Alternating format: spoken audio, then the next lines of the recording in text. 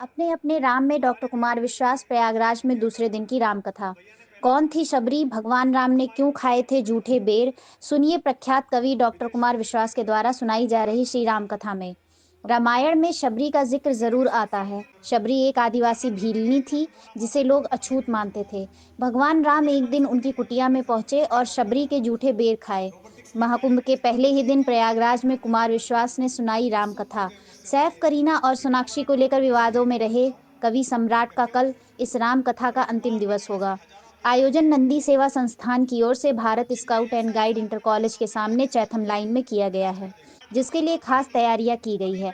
आयोजन के दौरान डॉक्टर विश्वास प्रभु श्री राघवेंद्र सरकार की महिमा, यश, कीर्ति एवं शौर्य का गुणगान कर रहे हैं। भगवान राम की महिमा का वर्णन करते हुए कवि सम्राट ने कहा कि राम देश की आत्मा है। राम का वनवास जाना एक महान कार्य था जिससे वे पृथ्वी के भगवान बन गए। डॉक्टर कुमार विश्वास ने अपने अपने राम कार्यक्रम में राम की महिमा और महाकुंभ को महात्म्य को रोचक उद्धरणों के साथ प्रस्तुत कर भक्तों को राम रस से सराबोर कर दिया। उन्होंने कहा कि पूरे विश्व में भारत ही ऐसा देश है जिसमें पत्थर को भी प्राणवान करने का कौशल है। आगे कवि ने कहा कि मूर्तिकार अरुण योगीराज ने तो भगवान राम की मूर्ति बनाई थी, लेकिन प्राण प्रतिष्ठा के बाद प्रभु श्री राम का विग्रह प्रभु श्री राम में परिवर्तित हो गया। इस मौके पर औद्योगिक विकास मंत्री नंद गोपाल गीता नंदी और पूर्व महापौर अभिलाषा प्रसाद ने स्वागत किया। धीरे धीरे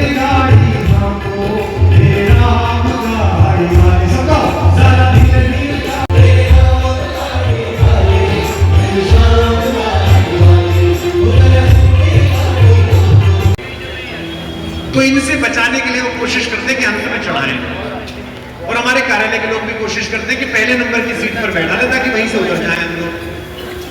तो मैं हैदराबाद की फ्लाइट में चढ़ा, 1A मेरी सीट थी, 1A 1F।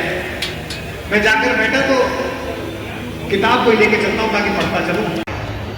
उसने मुझसे पूछा, सर एक जिज्ञासा थी, बहुत दिन से कोशिश करता था आप मिलेंगे तो आपसे पूछूंगा। कई लोगों से पूछी लेकिन शांत नहीं हुई। मैं कई जगह गया, बेंगलोर गया, उनके पास, साधु के पास, उस संत के पास गया, बातें तो नहीं आवड़ती। जिन लोगों के होने से दुनिया बदसूरत नहीं, ऐसे तुम मेरे फोन पे पूछ लेते, तो बताइए सर। मैंने उसको कहा, अगर तुम्हारे होने से दुनिया खूबसूरत है,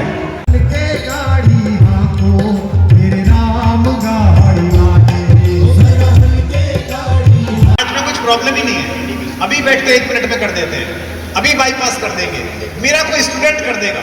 सब कुछ पैरामीटर्स ठीक थे और मेरे सामने स्वस्थ आदमी को कोई उठा के ले गया। और मैंने ऐसे ऐसे आदमी देखे जिनको देखकर मैंने कहा कि सारा विज्ञान फेल है, इनको कोई बचा नहीं सकता। और वो 10 साल हो गए, हर बार मुझे कहते हैं डॉक्टर साहब आपकी वजह से जी रहा हूं। और मुझे पता है कि वो मेरी वजह से नहीं जी रहे, वो किसी और की वजह से जी रहे हैं। तो हर्ष, तुम्हारी फिजिक्स केवल पदार्थ का गुणधर्म बताती है। खाना खाने गए तो अन्नपूर्णा माता की प्रतिमा लगी उनको, तो मेरे मन से निकल गया। मैंने, भाई साहब आप इतने बड़े डॉक्टर हो, रोबोटिक्स लेके आए हिंदुस्तान में, ये क्या हर जगह भगवान जी भगवान जी। तो सूप पीते हुए मुझसे बोले, इतना बड़ा डॉक्टर हूँ इसीलिए मैं मानता हूँ। मैंने कहा क्यों? बोले, कुमार मैंने ऐसे हजारों केस देखे हैं जिनमें ऐसा ऐसा आदमी मेरे सामने आया कि इसका तो कोई भी इलाज कर देगा। धीरे धीरे धीरे धीरे धीरे हाथों तेरे राम गाड़ी वाले,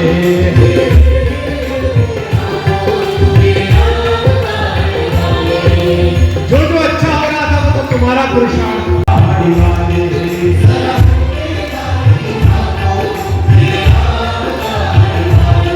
जरा धीरे धीरे गाड़ी हाथों तेरे राम गाड़ी वाले, सबको जरा धीरे धीरे।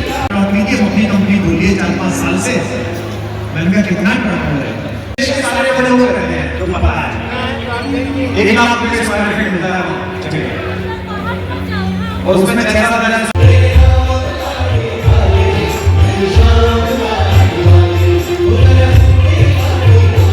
मार जाता उन्हीं को फोन करता है। हमारे भी बेटे बेटी का एक्सीडेंट हो गया था तो भैया ने पहला फोन उन्हीं को किया। हमारे भी बड़े भाई भी जैसे विदेश में थे तो एक प्रधानमंत्री उनको भारत बुला लाए।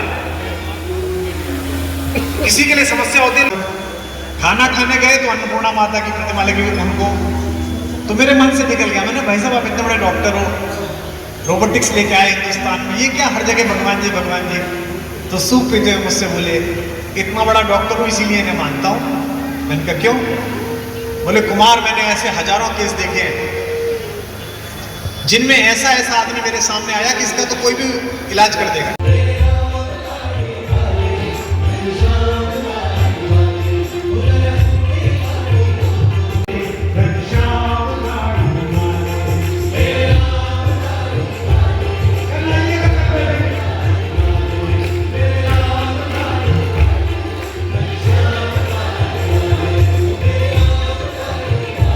प्रॉब्लम ही नहीं है, अभी बैठ के 1 मिनट में कर देते हैं, अभी बाईपास कर देंगे, मेरा कोई स्टूडेंट कर देगा।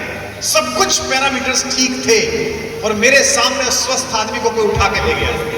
और मैंने ऐसे ऐसे आदमी देखे जिनको देखकर मैंने कहा कि सारा विज्ञान फेल है, इनको कोई बचा नहीं सकता। और वो 10 साल हो गए हर बार मुझे कहते हैं डॉक्टर साहब आपकी वजह से जी रहा हूं। और मुझे पता है कि वो मेरी वजह से नहीं जी रहे, वो किसी और की वजह से जी रहे हैं। तो हर्ष तुम्हारी फिजिक्स केवल पदार्थ का गुणधर्म बताती है।